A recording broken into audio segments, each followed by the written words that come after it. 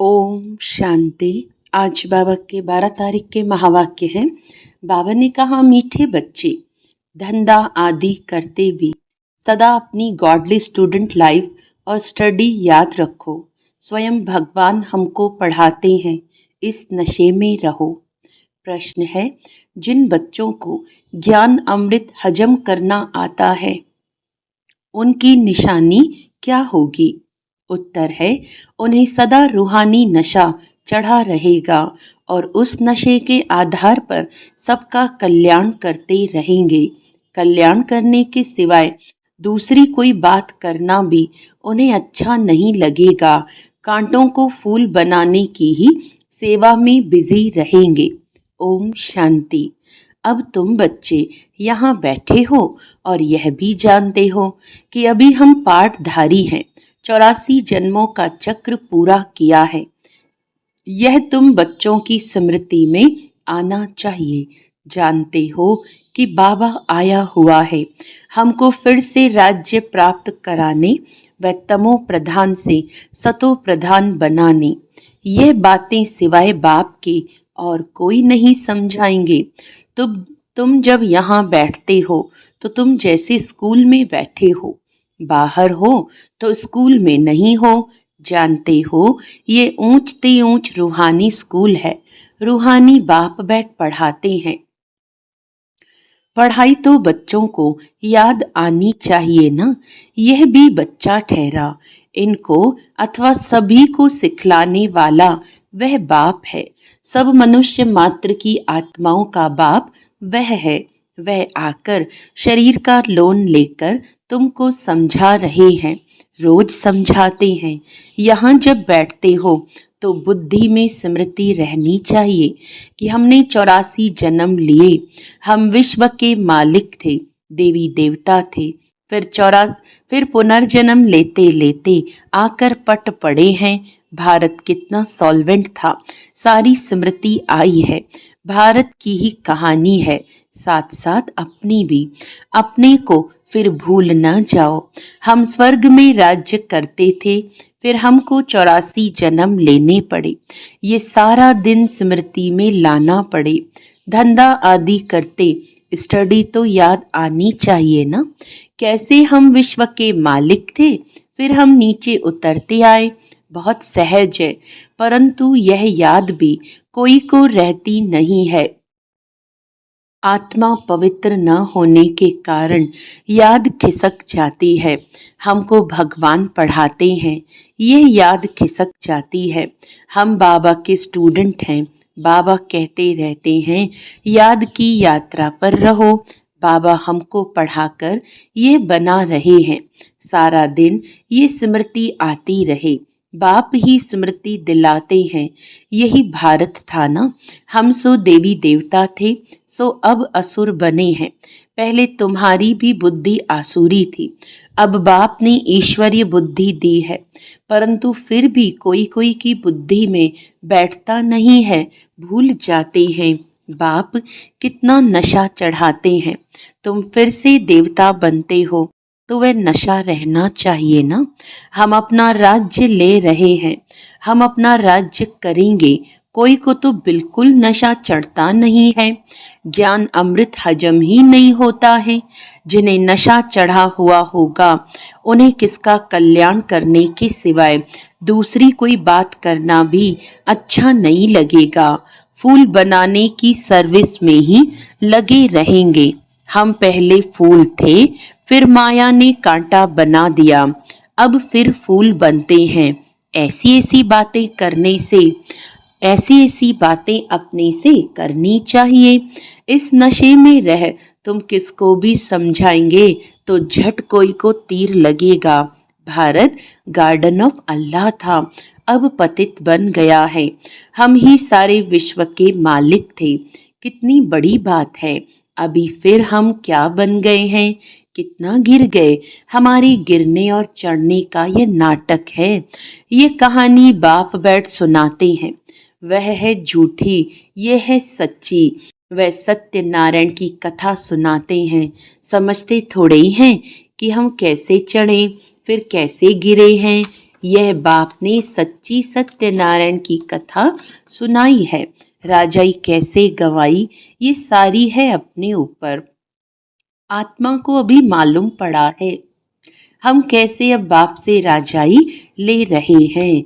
बाप यहाँ पूछते हैं तो कहते हैं हाँ नशा है, फिर बाहर जाने से कुछ भी नशा नहीं रहता। बच्चे खुद समझते हैं, भल हाथ तो उठाते हैं, परंतु चलन ऐसी है जो नशा रह ना सके। फीलिंग तो आती है ना। बाप बच्चों को स्मृति दिलाते हैं, बच्चे मैंने तुमको राजाई दी थी, फिर तुमने गंवा दी, तुम नीचे उतरते आए हो, क्योंकि ये नाटक है चढ़ने और उतरने का। आज राजा हैं, कल उसको उतार देते हैं। अखबार में बहुत ऐसी ऐसी बातें पढ़ती है, जिसका रिस्पॉन्स दिया जाए तो कुछ समझे। ये नाटक है, ये याद रहे तो भी सदैव खुशी रहे। बुद्धि में है ना। आज से 5000 वर्ष पहले शिव बाबा आया था, आकर राजयोग सिखाया था, लड़ाई लगी थी। अभी यह सब बातें, सब राइट बातें बाप सुनाते हैं। ये है पुरुषोत्तम युग। कलयुग के बाद ये पुरुषोत्तम युग आता है। कलयुग को पुरुषोत्तम युग नहीं कहेंगे, सतयुग को भी नहीं कहेंगे। आसुरी संप्रदाय और दैवी संप्रदाय कहते हैं, उनके बीच का है ये संगम युग। जबकि पुरानी दुनिया से नई दुनिया बनती है, नई से पुरानी होने में सारा चक्र लग जाता है। अभी है संगम युग। सतयुग में देवी देवताओं का राज्य था, अब वह है नहीं। बाकी अनेक धर्म आ गए हैं, ये तुम्हारी बुद्धि में रहता है। बहुत हैं जो 6-8 मास 12 मास पढ़कर फिर गिर पड़ते हैं, फेल हो पड़ते हैं, भल पवित्र बनते हैं, परंतु पढ़ाई नहीं करते तो फंस पड़ते हैं। सिर्फ पवित्रता भी काम नहीं आती। ऐसे बहुत सन्यासी भी हैं, वह सन्यास धर्म छोड़ जाए गृहस्थी बन जाते हैं, शादी आदि कर लेते हैं। तो अब बाप बच्चों को समझाते हैं, तुम स्कूल में बैठे हो, ये स्मृति में है हमने अपनी राजाई कैसे गंवाई, कितने जन्म लिए। अब फिर बाप कहते हैं विश्व के मालिक बनो, पावन जरूर बनना है। जितना जास्ती याद करेंगे उतना पवित्र होते जाएंगे, क्योंकि सोने में खाद पड़ती है, वह निकले कैसे। तुम बच्चों की बुद्धि में है।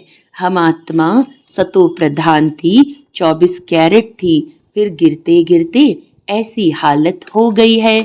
हम क्या बन गए। बाप तो ऐसे नहीं कहते कि हम क्या थे, तुम मनुष्य ही कहते हो हम देवता थे। भारत की महिमा तो है ना। भारत में कौन आते हैं, क्या ज्ञान देते हैं, ये कोई नहीं जानते। यह तो पता होना चाहिए ना कि लिबरेटर कब आते हैं। भारत प्राचीन गाया जाता है तो जरूर भारत में ही रीइंकार्नेशन होता होगा, अथवा जयंती भी भारत में ही मनाते हैं। जरूर फादर यहाँ आता है। कहते भी हैं भागीरथ तो मनुष्य शरीर में आया होगा ना, फिर घोड़े गाड़ी भी दिखाई है, कितना फर्क है। श्री कृष्ण और रथ दिखाया है, मेरा किसको पता नहीं है। अभी तुम समझते हो। बाबा इस रथ पर आते हैं, इनको ही भाग्यशाली रथ कहा जाता है। ब्रह्मा सो विष्णु, चित्र में कितना क्लियर है। त्रिमूर्ति के ऊपर शिव, ये शिव का परिचय किसने दिया, बाबा ने ही बनवाया ना। अभी तुम समझते हो। बाबा इस ब्रह्मा रथ में आए हैं।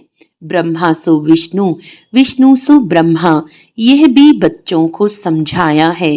कहाँ 84 जन्म के बाद विष्णु सो ब्रह्मा बनते, कहाँ ब्रह्मा सो विष्णु 1 सेकंड में। वंडरफुल बातें हैं ना बुद्धि में धारण करने की। पहले पहले समझाना होता है बाप का परिचय। भारत स्वर्ग था जरूर, हेवनली गॉडफादर ने स्वर्ग बनाया होगा। ये चित्र तो बड़ा फर्स्ट क्लास है। समझाने का शौक रहता है ना, बाप को भी शौक है। तुम सेंटर्स पर भी ऐसे समझाते रहते हो। यहाँ तो डायरेक्ट बाप है। बाप आत्माओं को बैठ समझाते हैं। आत्माओं के समझाने और बाप के समझाने में फर्क तो जरूर रहता है। इसीलिए यहाँ सन्मुख आते हैं सुनने लिए। बाप ही घड़ी घड़ी बच्चे बच्चे कहते हैं। भाई भाई का इतना असर नहीं रहता जितना बाप का रहता है। यहाँ तुम बाप के सन्मुख बैठे हो। आत्माएं और परमात्मा मिलते हैं तो इसको मेला कहा जाता है।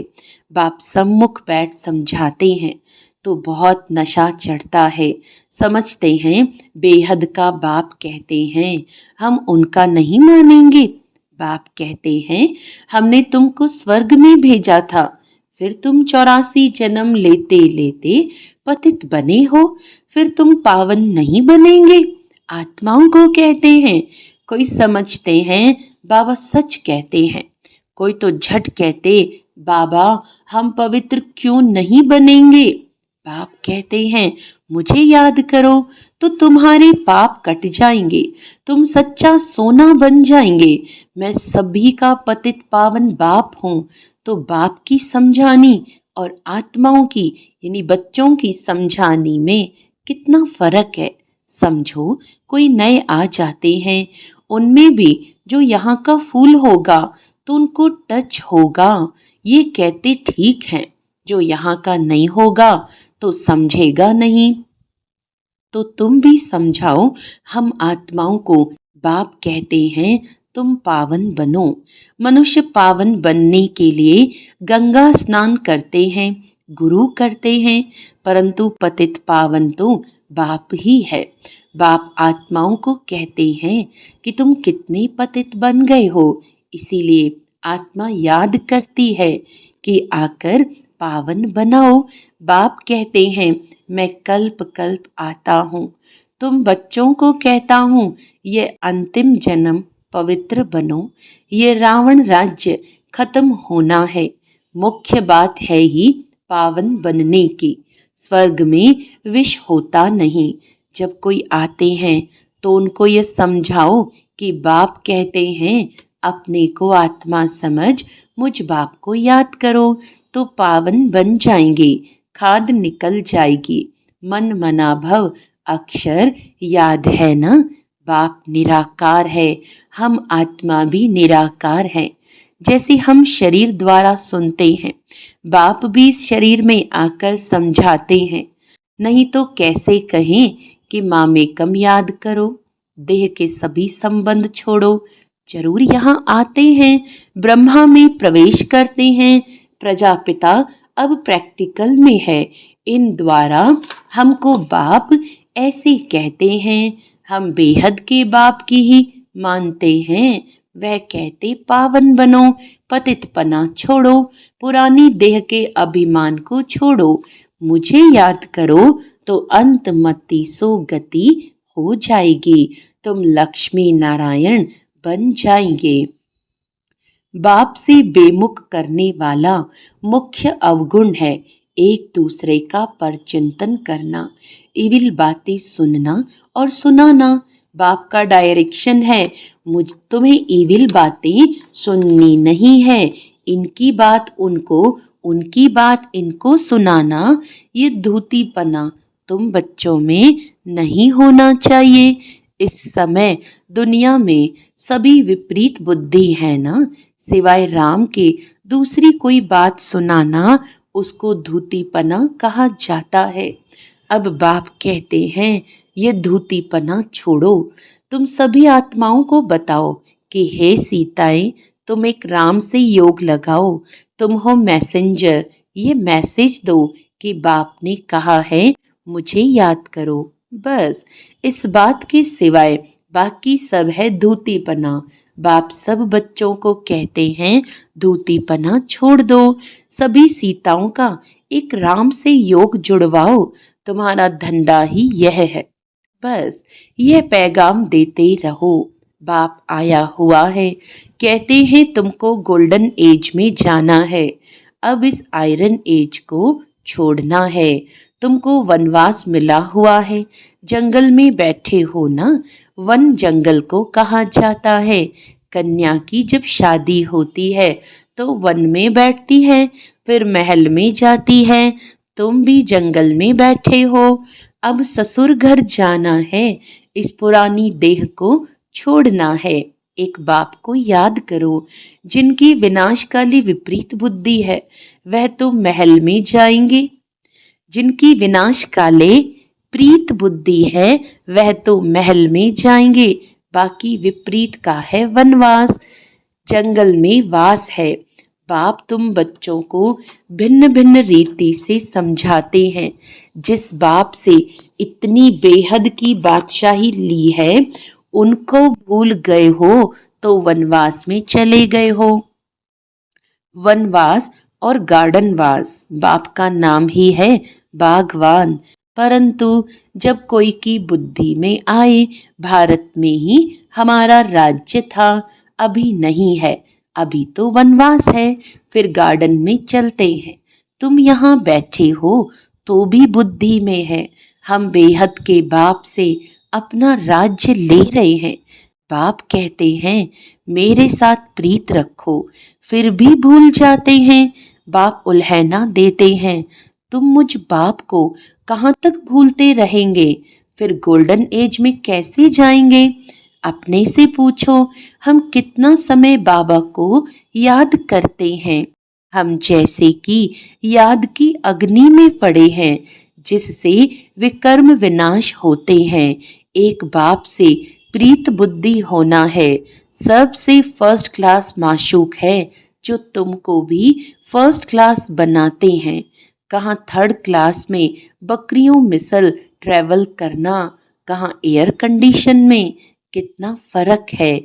यह सब विचार सागर मंथन करना है तो तुमको मजा आएगा। ये बाबा भी कहते हैं, मैं भी बाबा को याद करने लिए बहुत माथा मारता हूँ, सारा दिन ख्यालात चलती रहती है। तुम बच्चों को भी यही मेहनत करनी है। अच्छा, मीठे मीठे सिके लदे बच्चों प्रति माता पिता बाप दादा का याद प्यार और गुड मॉर्निंग। रूहानी बाप की रूहानी बच्चों को नमस्ते। हम रूहानी बच्चों की रूहानी बाप दादा को याद प्यार गुड मॉर्निंग, नमस्ते नमस्ते नमस्ते जी। धारणा के लिए मुख्य सार है, किसी को भी एक राम यानी बाप की बातों के सिवाय दूसरी कोई भी बातें नहीं सुनानी है। एक की बात दूसरे को सुनाना, पर चिंतन करना, ये धूतीपना है, इसे छोड़ देना है। एक बाप के साथ प्रीत रखनी है, पुरानी देह का अभिमान छोड़ एक बाप की याद से स्वयं को पावन बनाना है।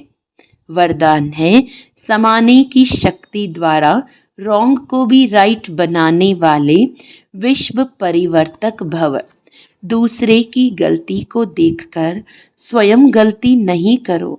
अगर कोई गलती करता है तो हम राइट में रहें, उसके संग के प्रभाव में न आए। जो प्रभाव में आ जाते हैं वह अलबेले हो जाते हैं। हर एक सिर्फ यह जिम्मेवारी उठा लो कि मैं राइट के मार्ग पर ही रहूँगा। अगर दूसरा रॉन्ग करता है तो उस समय समाने की शक्ति यूज़ करो। किसी की गलती को नोट करने के बजाय उसको सहयोग का नोट दो, अर्थात सहयोग से भरपूर कर दो, तो विश्व परिवर्तन का कार्य सहज ही हो जाएगा। स्लोगन है, निरंतर योगी बनना है तो हद के मैं और मेरेपन को बेहद में परिवर्तन करो। अच्छा, आज का अव्यक्त इशारा है,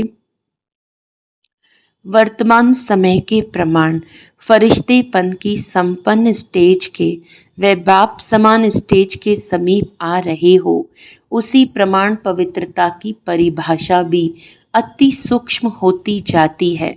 सिर्फ ब्रह्मचारी बनना ही पवित्रता नहीं, लेकिन ब्रह्मचारी के साथ ब्रह्मा बाप के हर कर्म रूपी कदम पर कदम रखने वाले ब्रह्मचारी बनो। अच्छा, ओम शांति।